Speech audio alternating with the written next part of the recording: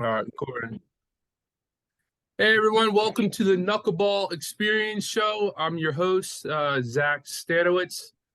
Today we're gonna have a special guest on, Jackson Bond. Jackson's part of one of the real niche communities of left-handed knuckleball pitchers, and really excited for this, and can't wait to see what we have in store for today. So, Jackson, why don't you tell us a little bit about yourself, maybe where you're from and kind of where you've played and, some basic stuff and maybe what you're doing now. Yeah, no problem, Zach, and thanks for having me. I'm 26, and I played baseball at Plano West High School, and then I went on scholarship to play competitively as a pitcher at University of Missouri St. Louis, as well as California State University Los Angeles. Played D2 ball up there, so I've thrown the knuckleball since I was quite literally 6 years old, and have been fascinated with it ever since. And currently, I'm an active duty soldier. But always had a special place in my heart for the knuckleball. Heck yeah. So Jackson and I, we met about 7 years ago at a clinic that Chris Nolan was running. It was out in Atlanta, and Chris invited me out there, and Chris mentioned me to you, and some of your skills, and yeah, it was pretty cool experience. There's a couple other knuckleball guys there, and yeah, it was pretty cool. And I got to meet you, and I know we exchanged numbers and kind of stayed in touch through the years, just kind of some tips here and there, and encouraging words. So that's a little bit how we met. So I guess Jackson, you kind of dive in a little bit about maybe what inspired you with a pitch, and about your first experience with throwing it. Did you see someone throw it on TV, or did your dad throw it to you, or how were you introduced to the pitch? Sure. Yeah. So, I mean, I grew up playing baseball, and ever since I was a toddler, I was in the front yard with my dad, actually just playing catch. And he would always kind of joke around with me and try to hit me in the knees or the feet with his knuckleball. Yeah. And I was always fascinated with that. And I have a picture of me actually. Even when I was 6 years old, there's a picture of me and my dad, and I have a little knuckleball grip going on. My hand was so small I couldn't even grip it properly yet. But Yeah. And ever since then, I've had I've had the fascination with just throwing the knuckleball and everything knuckleball. And it's one of those pitches that everyone in baseball knows about, and everyone's got their own knuckleball. But Yeah. when harnessed correctly, it is a deadly thing to have. Yeah. Awesome. All right. So when would you say you started throwing it competitively? Like, when you start mixing in the game, and I guess maybe what kind of, I don't know, inspired you or something? Was it your dad or someone else said some encouraging words, or what was that like? Sure. Yeah. So I started throwing it competitively right off the bat, actually, in Texas, where I grew up.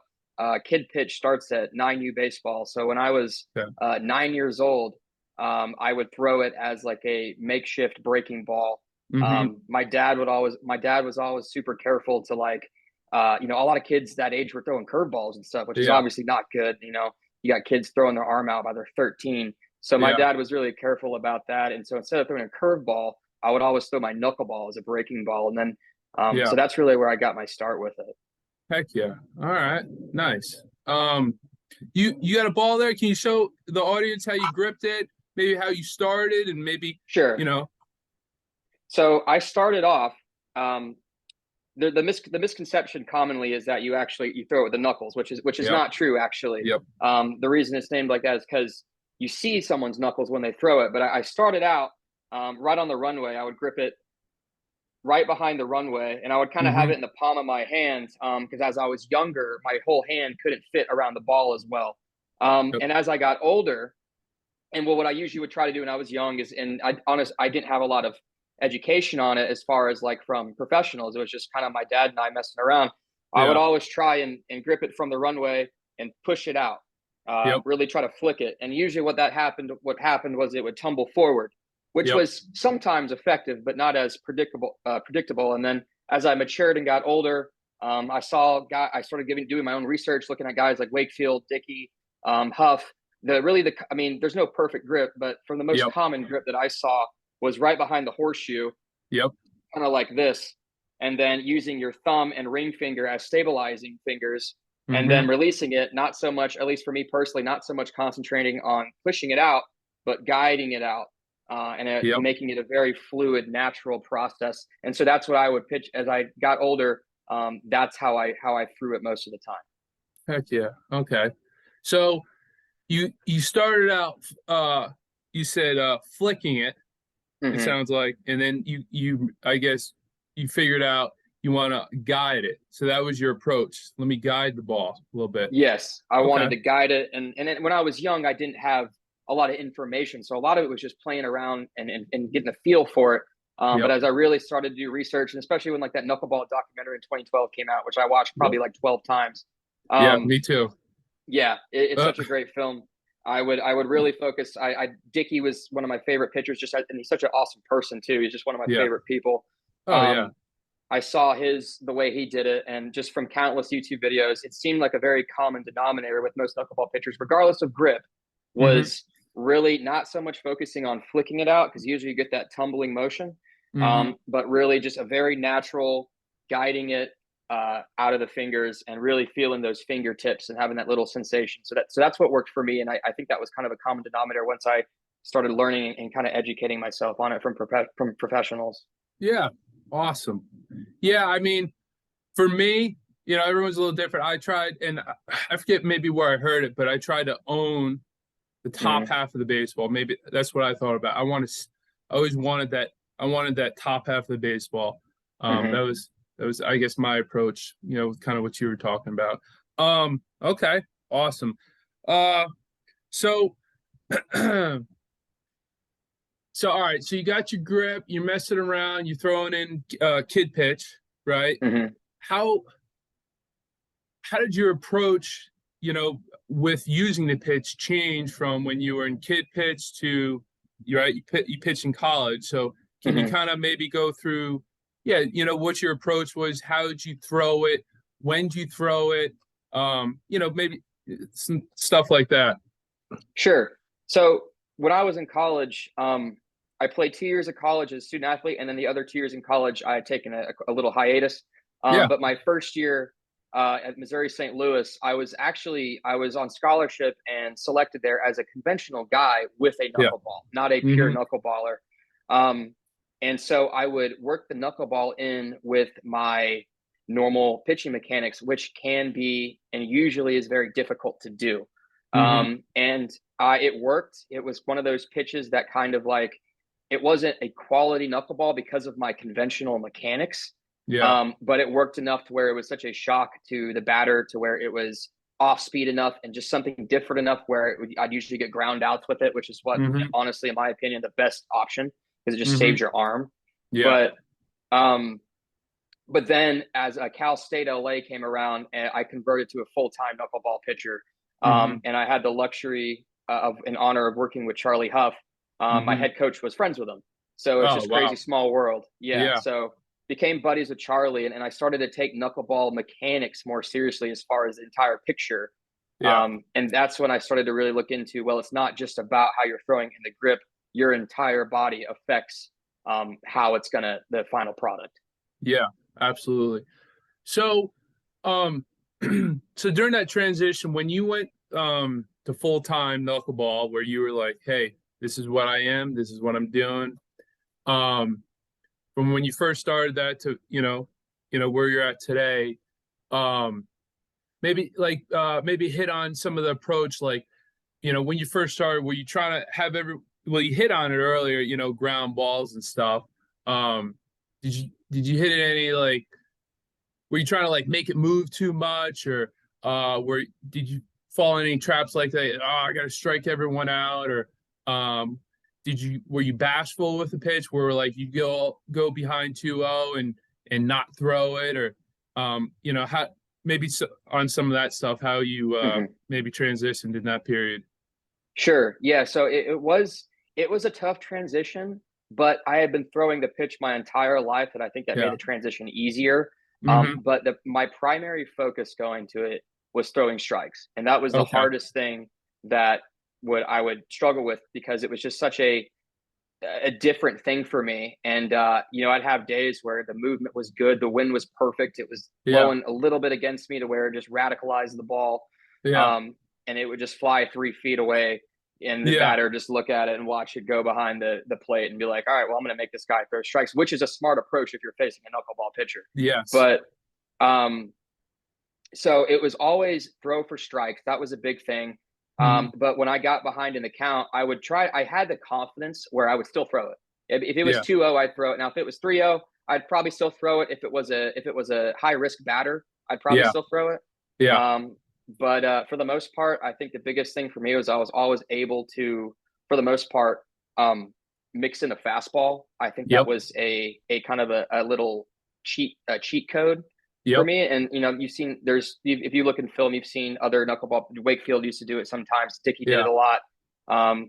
It was kind of one of those things where maybe if the movement's too radical, I can kind of get a little sneak a strike Get in ahead. there. Yeah. Yeah. So it sounds to me like, maybe would you throw your fastball 0-0 if like the last two batters are like just standing there just watching? Would you sneak a fastball 0-0 sometimes, or I how would you would. use your fastball? I'd use my fastball primarily. One, for the element of surprise. If Yep. I was throwing a knuckleball every single first pitch, and even if I was generally being successful, Yep. I think maybe there was a 4-hole batter, or there was my most hated type of batters were like the 2-hole guys that could just slap a ball somewhere and beat out the run. Those, in my opinion, those are the worst type of batters to face, but especially as a knuckleball pitcher. But yeah, I would be comfortable enough throwing because I would probably hit like 83, 84 miles per hour. So it wasn't horrible, especially from the Yep. left side. I had an advantage there, but I would. And I would also use my fastball occasionally when, let's say there's a fast guy on first and I do a quick pitch. I wouldn't even pick my knee up. I just go straight to the plate, which would give me a buffer too, as far as keeping runners accountable. Yes. Yes. Awesome. All right. So can you talk about how you prepared, with a knuckleball, like your in-season, off-season throwing? Did you throw when you were full-time knuckleball? Were you long tossing knuckleballs? Would you only do mound work or only flat ground work? Throw against a wall? These are all different things that I've heard of different people do, and different approaches work for different people. So kind of maybe go through that and how you prepared for a start or the season. Sure. Yeah. So it's funny. My buddies always used to kind of make fun of me, but I threw the ball always. And as knuckleball pitchers, we have that luxury. Yeah. I had I was luckily enough to have a healthy arm for the majority of my career, but Yeah. I threw the ball constantly. And it was usually either on flat ground or Yeah. it was just on the mound, not necessarily going through the whole windup, but just getting reps in. Because for me, as I'm sure for many other people, it was such a feel thing. It was Yep. such a repetition based pitch that worked for me. Yep. And so even before starts, as far as physically preparing, I wouldn't be afraid to go out there and throw a good amount, because it's not like I'm buzzing in 90 out there anyway. Yep. And then for the mental game, which is also extremely important. And the hardest thing I usually probably struggled with, because I was in my head a lot. I still am. That's kind of just how I am as a person. But I love to like watch people be successful. Like I'd pull up compilations of Wakefield or Dickey, or Huff and guys like that, and I'd see them just dominating and making, throwing eephus knuckleballs, making guys look stupid. Yep. And that just hyped me up. It gave me confidence, because that's another thing. It takes guts to walk up there and you have a batter that's 6'4", 250 that you just saw during batting practice hit the building next door over the fence. Yeah. It takes guts to throw a 60-something mile per hour pitch to that man. So I think mentally preparing and trusting it and saying, this pitch, I'm doing everything right. I'm preparing. This pitch can dominate. I just have to let it go and see what happens. Yes. Yes. It's funny you said that. I don't know if I shared this with you, but when I was with the O's, one of our pitching coaches, he had us watch highlight video of big league pitchers, like, I mean, wasn't totally relatable, at the time to me, but guys throwing changeups, but all swing and misses. Yeah. Guys throwing fastballs, pinning on the outside corner, swing and misses. And, I guess the idea is like how I remember is he wanted us to think about that, right? If I want to do something, I want to think about what I want to do, not what I don't want to do. So I guess the psychology of it is like, guys, focus on what you want to do. And one of the things he recommended is highlight tapes, like especially making your own, right? Like if you can make a highlight tape and just focus on what you did well, right? You're more likely to do it. I think that's key, right? If you're thinking, man, I just got shelled last game, like, man, that stinks. No, think about what you did well and do it again. Kind of, what you were talking about. You want a good input, good output. I mean, Yeah. it doesn't work every time, right? But it helps your chances, I think. So Yeah, absolutely. And I think it works the same way with like momentum in real time in the game. yeah, Like at least when I was throwing, like if I had just K'd a dude up and yep, he made him look ridiculous at the plate, yeah, and then as I watched the catcher, throw it to third and they're throwing it around yeah, like that, it emboldens me so much. And then the momentum gets going. The next yep, guy, like, all right, let's do this, man. I'm gonna do it again. Like it's just such a powerful, powerful thing. And it can be also if you can't control it, it can be a negative thing too. If you let it get out of control, if some dude just hits a homer on you, just knocks it out of the park, yep, you got to have the goldfish memory. And even sometimes what I would do is lie to myself. Is like, oh, I let him have that. Like I felt bad for him. We're up so much. I let him have that. Whatever. yep, Next. Like it's you yep, gotta. The mental game is so strong on the mound because the reality is, and especially as a knuckleball pitcher, is that it's just you out there as far as throwing the ball. yep, So no one's throwing it for you. You got to yep, have your head in the game, regardless of how good or bad it's going. yeah, yeah. I feel like that's super important, and having a good approach and good attitude about the pitch. And like you said, that goldfish memory, like, hey, so what? Next pitch, right? It's easy Yeah. to say, we're here, we're sitting nice air conditioner or whatever, comfortable, we got our coffee. It's easy to talk about right now, but it's important to have that, I feel like, preset in your mind. Like when you go out to the mound, you got to have that plan to say, hey, so what? Next pitch, let's go. Yeah. Hey, like you said, he got lucky, or you know what I mean? Like Yeah. he Absolutely. might not got lucky, but you better say that. You want that winning approach, for Hmm. sure. That's pretty good, Jackson. Um, so I guess I don't know. Let's move on, and we can go back and forth. Maybe Sure. go on to like maybe your mechanics. I don't know how much your mechanics. You talked a little bit about the grip and your release, how your mechanics maybe matured or developed, through your career. And yeah, yeah. Go ahead, talk about some of that. Sure. So, what I talked about earlier, what I meant was, so as a conventional pitcher, I threw the knuckleball, and Yeah, and the reason why my knuckleball wasn't as good when I was a conventional pitcher is because I had conventional mechanics, yeah, and when I started to make that jump from conventional pitcher with a knuckleball to knuckleball pitcher that sometimes throws a fastball, yeah, it was very a radical change in a yeah, positive way as far as my movement. And yep, when I worked with Charlie a few times, the biggest thing he told me, and the funny thing is, it had nothing to do with my release or anything, but the biggest okay, thing he told me was and you can see old videos of him when he pitches, he does this, and Dickey did it a little bit too, is yeah, he stays in a metaphorical hallway. And what he yeah, means by that is that he doesn't, because when I used to pitch, I was very bad at really pulling down, like really yeah, slapping it hard. And what yeah, I would do is it would cause my hand to come off the ball and I'd get the helicopter spin, which yeah, is a no-go, which you'll see yeah, go right over your head if that happens. But yeah, so when I concentrated on staying in the hallway and not uh-huh, having my glove hand pull my left hand down, because that's what would happen to me, and yeah, really coming towards my glove and almost taking a step forward the batter, what would yeah, happen to the batter, what would happen is that when I would throw it, my hand would just would stay on target and it yep, wouldn't jerk off, which would allow yep, a bad spinning just kind of cluster there.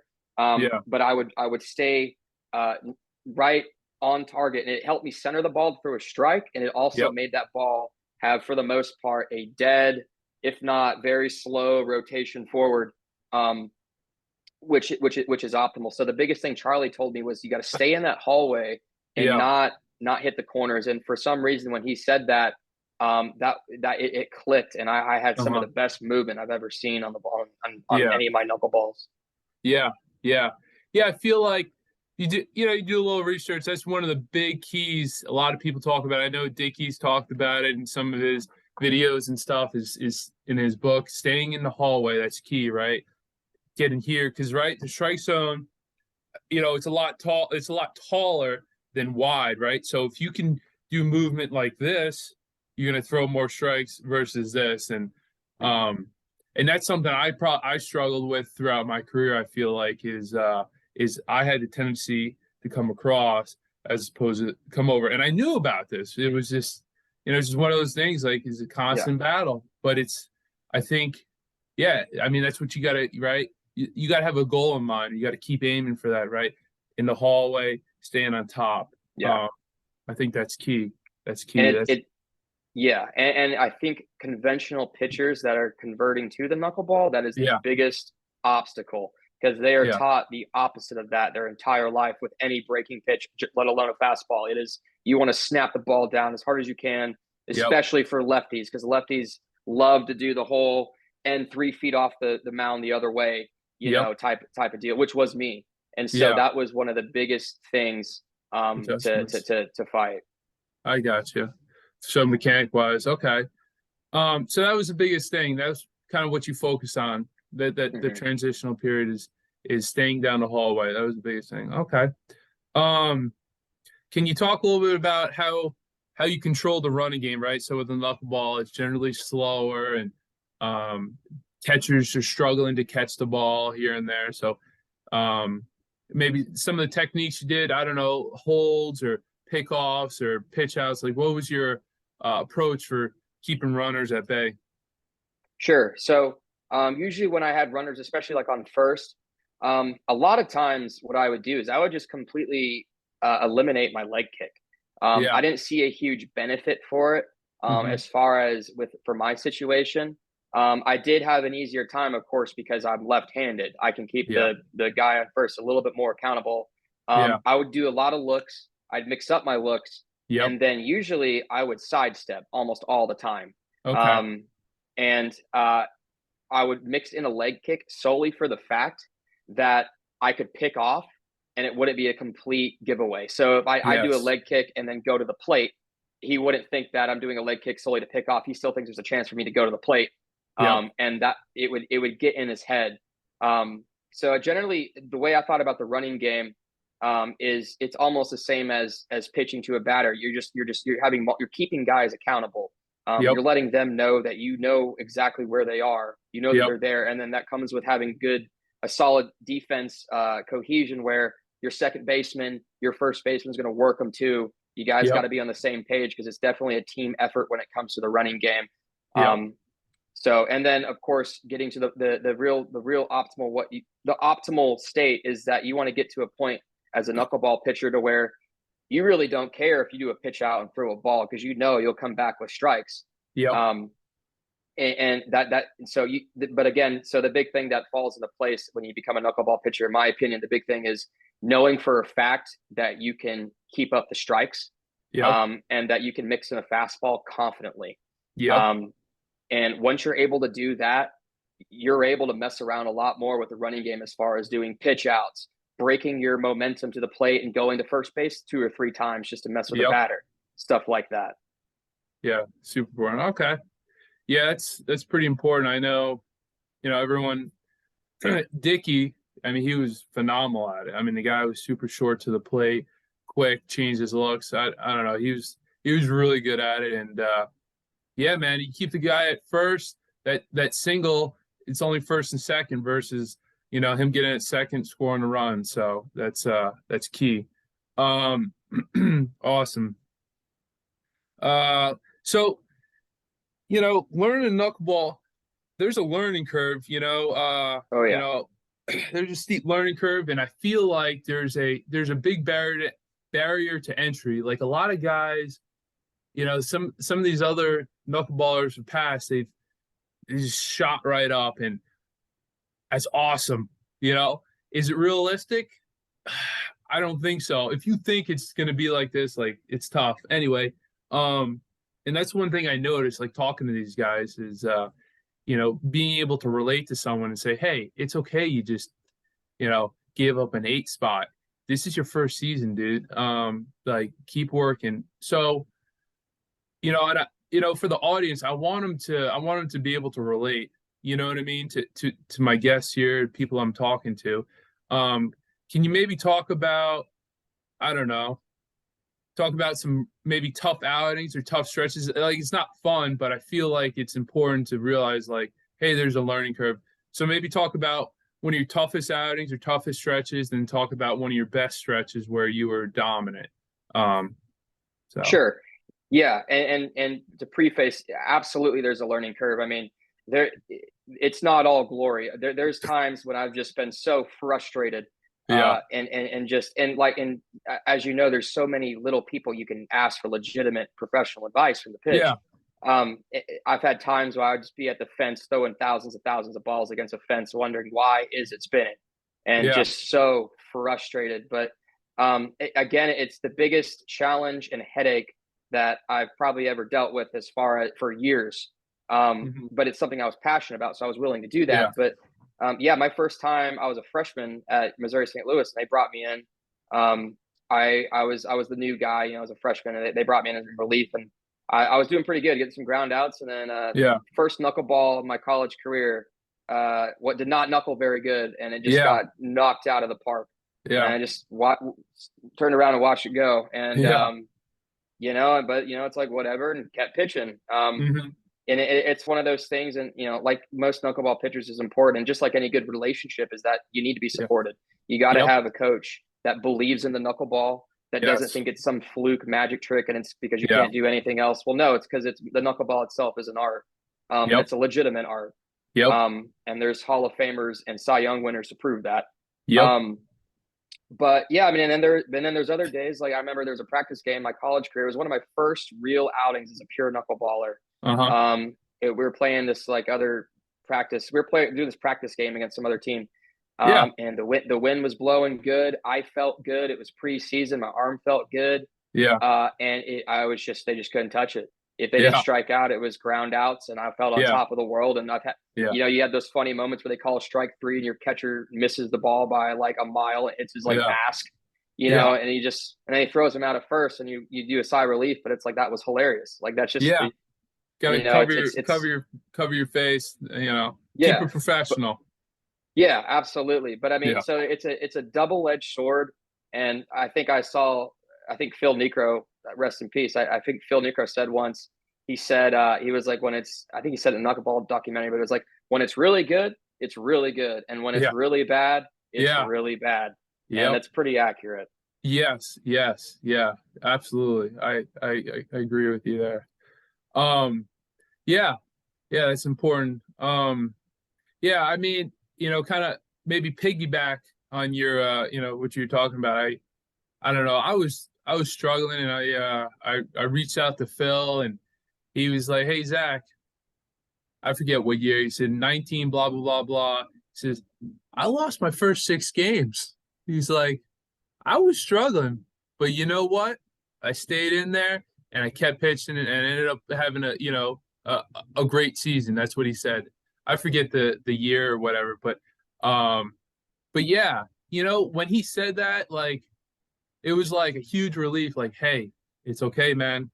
Just keep pressing, keep working, trust your stuff. I think that's key. It's easier said than done. Like I said before, a lot of this Yeah, stuff, it's important to talk about it and have that as a goal. It's not easy. But yeah, that's what we need to do. If you want to, if you're serious about the pitch and you want to be successful, these are some of the lessons that are out there, and we need to make available and follow. You know what I mean? So yeah. that's good stuff. Okay.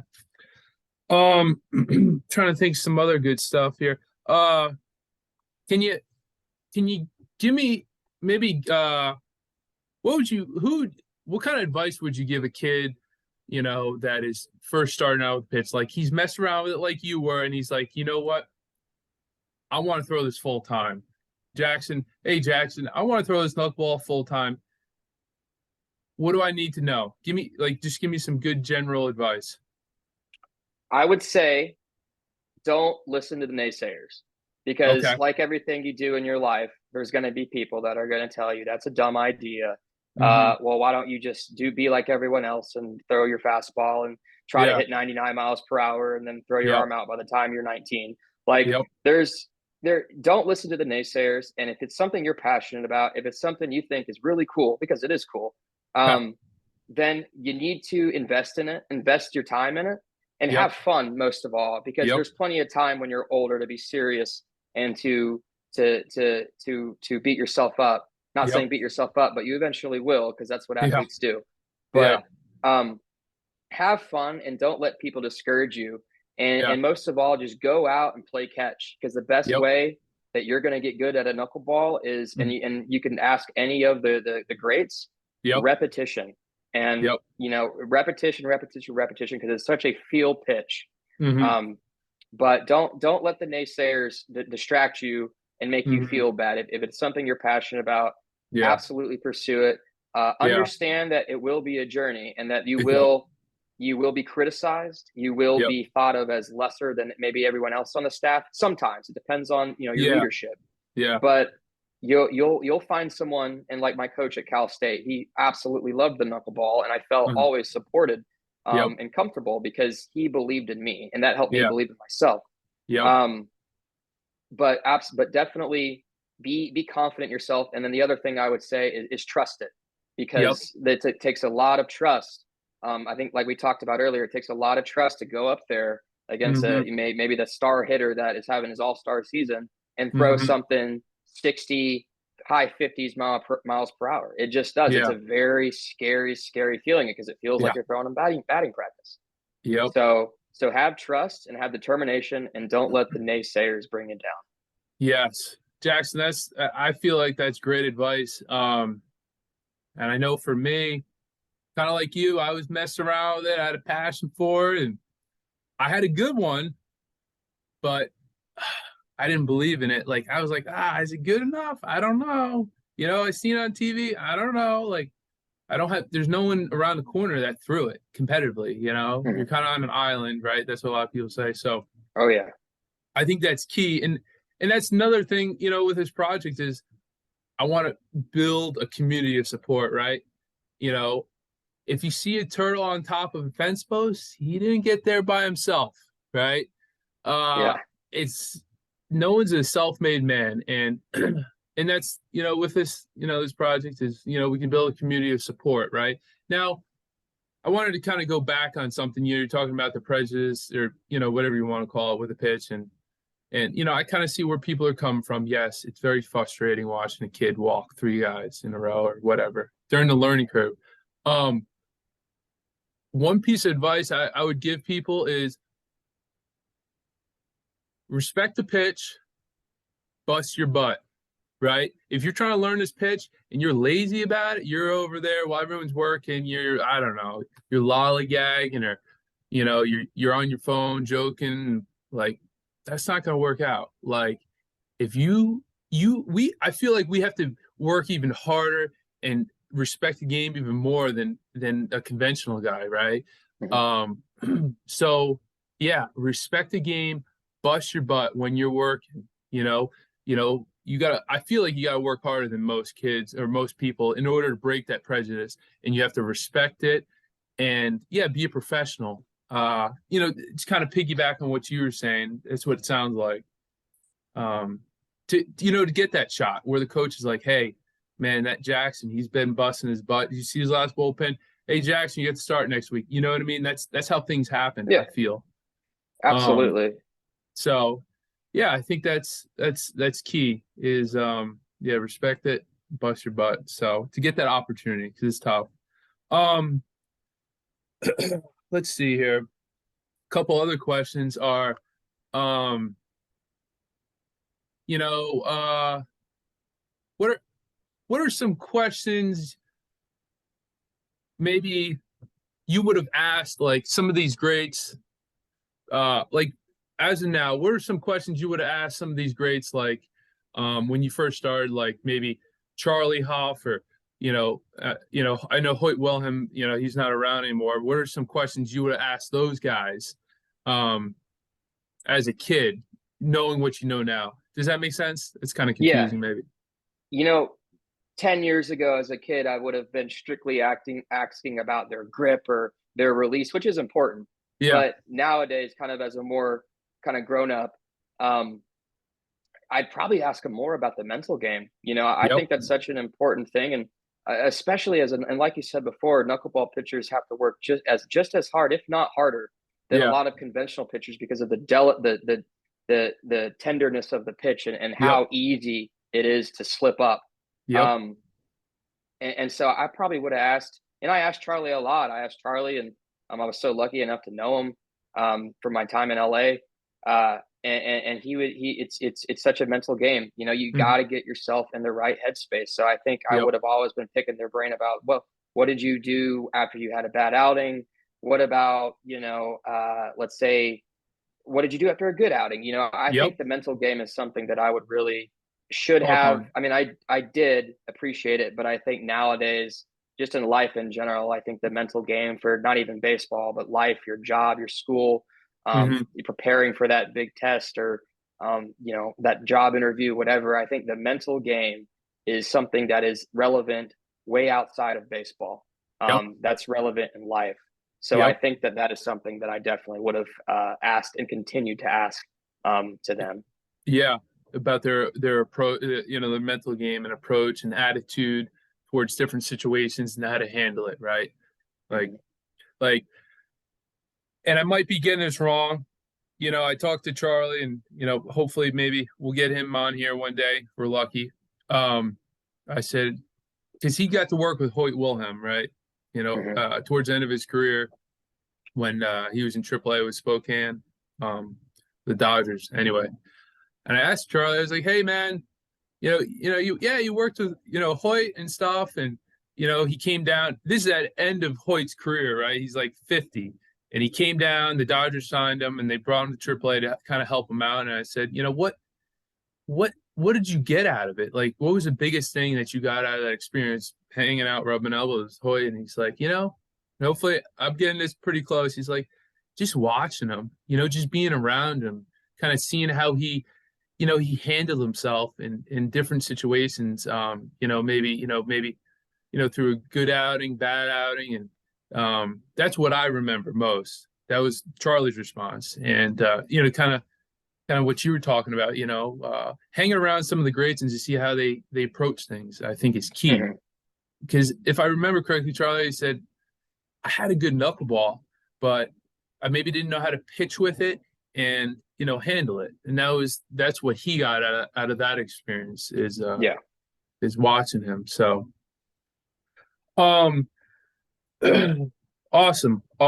Well, Jackson, man, that was a lot of good information, dude. That's some good stuff.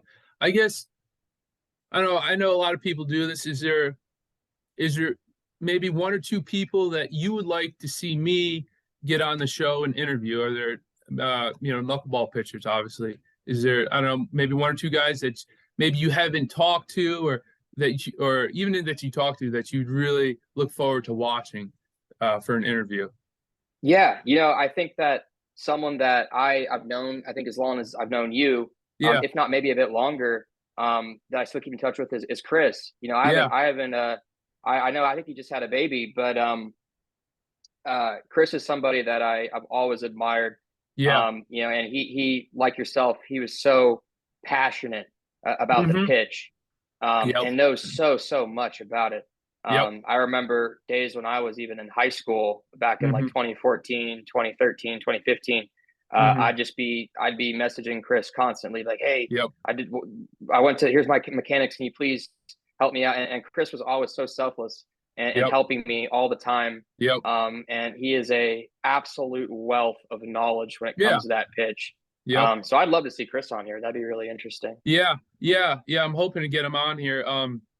Same thing. Like Chris is one of the first guys that I met in person, with a knuckleball. He was, I think this is like 2003, maybe. He was online, talking about, what he had planned and, about throwing and pitching. And I reached out to him and we threw.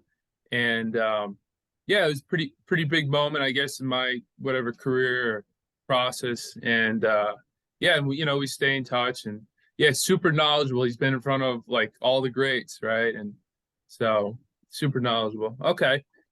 So Chris, all right. Anyone else or anyone else come to mind? Yeah, I mean Charlie or Charlie? anyone. I mean, Okay. it's so awesome to just have anyone, just because of the rarity of kind of guys who've thrown it. Because I mean, a lot of the greats are, I mean, they're getting older, and they're just kind of not Yep. in the spotlight anymore. So I Yep. mean, we had Stephen Wright. I think he's still in AAA. I'm not sure, but Yeah. uh, it's I don't think we have. I mean, Mickey Janis. I think he's a new upcoming Yep. guy. Yep. I haven't. It's been a while since I've talked about the Knucks, so I kind of might be Yeah. out of touch. But Yeah. yeah. Honestly, I think anyone and everyone, because it's such an Okay. awesome. It's such an awesome thing to learn from the very few people that have thrown it professionally and Yep. or even in college or whatever. Mhm. So Okay. I think everyone has a very unique story with the knuckleball that is valuable for anyone to Yep. hear. Absolutely. Awesome. Where's he go with this? But yeah, some of those guys are definitely on my yeah, it'd be great to get some of those guys on there and get their perspective.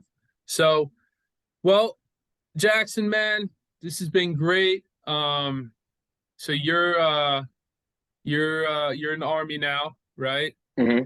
Busy with that. Yep. And I don't know if anyone, like, there's a left-handed knuckleball pitcher out there, right? You're super rare, and they were like, "Hey, Jackson, man, I'd really like to pick your brain." They can just find you on what, like Facebook or something. Is that appropriate? They reach out to you? Yeah. Okay. Yeah, Facebook is fine. I'm active on Facebook. I'm Okay. still one of the few that loves Facebook. So Okay. yeah, Facebook would be great. And then anyone is more than welcome to send me a message about knuckleball stuff, and I will Okay. definitely be more than happy to help.